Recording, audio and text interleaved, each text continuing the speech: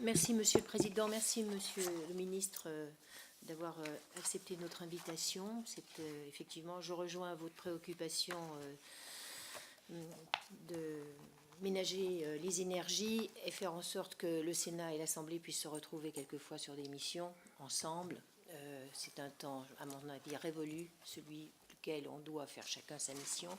Et c'est ce que vous dites pour les missions est vrai aussi pour les commissions d'enquête, me semble-t-il. Nous pourrions, mais là, il faut une révision constitutionnelle pour cela.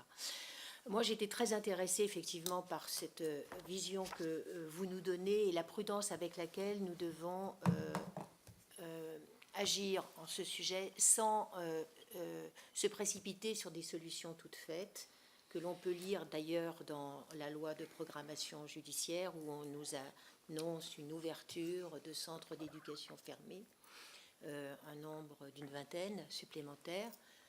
Sur ce point, c'est vrai que j'aimerais avoir votre analyse en fait de ces centres tels que vous avez pu les voir.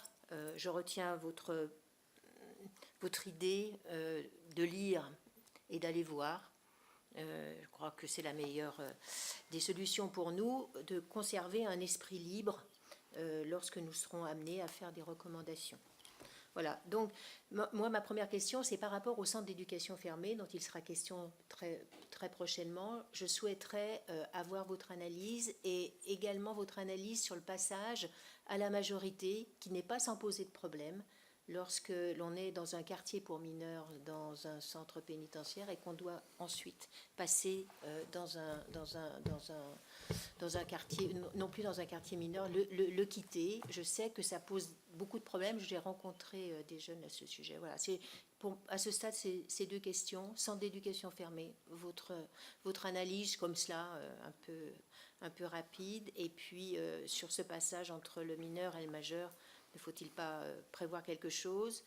Et puis vous dire aussi notre difficulté, parce que nous ne sommes plus dans l'état d'esprit où on peut aussi facilement dire que eh bien, c'est la faute de la société ou la faute des parents, etc. Et qu'il y a un sens aigu actuellement de remettre l'enfant, fût-il un enfant, au cœur de l'acte qu'il a commis.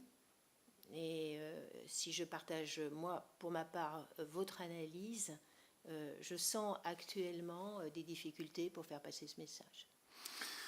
Oui, je n'ai pas...